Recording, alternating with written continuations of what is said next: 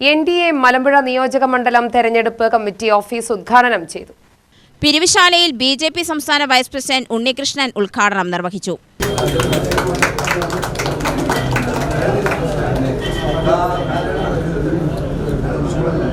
ഇത്തവണ 2024 അസംബ്ലി തെരഞ്ഞെടുപ്പിൽ കേരള നിയമസഭയിൽ മലമ്പുഴ നിയോജക മണ്ഡലത്തിൽ നിന്നും NDAയുടെ MLA ഉണ്ടാകും എന്ന കാര്യത്തിൽ നിങ്ങൾക്ക് യാതൊരു സംശയവുമില്ല.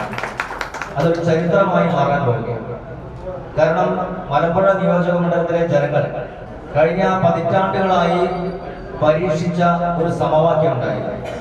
ആ സമവാക്യമെല്ലാം മാറി മറിഞ്ഞു കഴിഞ്ഞു.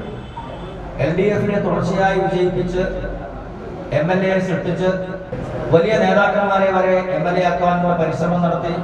അങ്ങനെ പല പരീക്ഷണങ്ങൾ നടത്തി അവരെല്ലാം തന്നെ നിരാശയിലാണ്.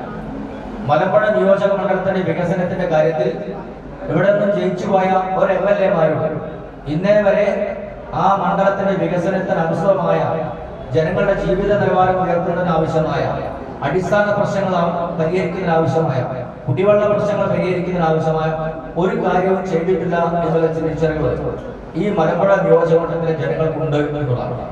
BJP സംസ്ഥാന vice president C. Krishnakumar, BDJS സംസ്ഥാന വൈസ് പ്രസിഡന്റ് അനുരാഗ്, BJP ജില്ലാ അധ്യക്ഷൻ പ്രശാന്ത് ശിവൻ, അഡ്വക്കേറ്റ് രഘു, ശിവസേന ജില്ലാ president Bose, Janardhanan, Shanmukhan, Akathethara grama panchayat president Bindu, vice president Sujith തുടങ്ങിയവർ പങ്കെടുത്തു.